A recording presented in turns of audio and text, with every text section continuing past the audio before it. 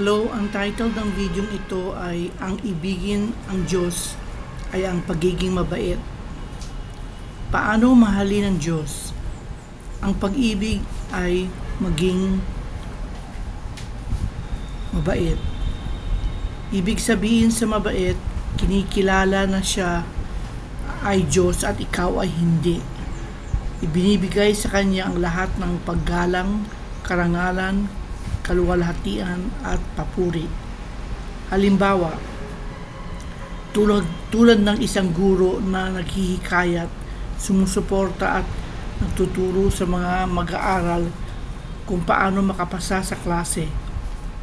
Ang mga mag-aaral ay nakikinig sa mga tagubili ng mga guro nito at nagsasanay sa mga ito.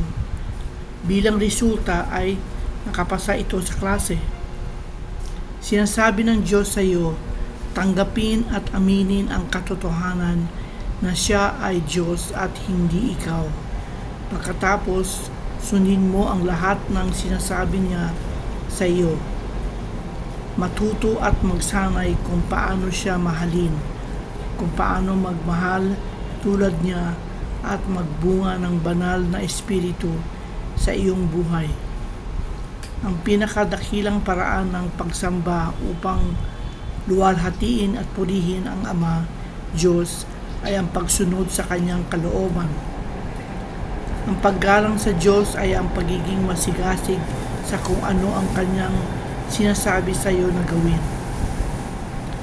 Ito ang katapusan ng mensahe. Kung meron kayong tanong sa mensaheng ito, magdasal kayo ng diretsyo kay Jesus Christ at maging matyagang hintayin ang sagot niya. Mabigyan po kayo ni Father God, Holy Spirit, and Jesus Christ ng pagmamahal, kapayapaan at karunungan sa isip at puso mo sa araw-araw. Sa ngalan ni Jesus Christ. Amen.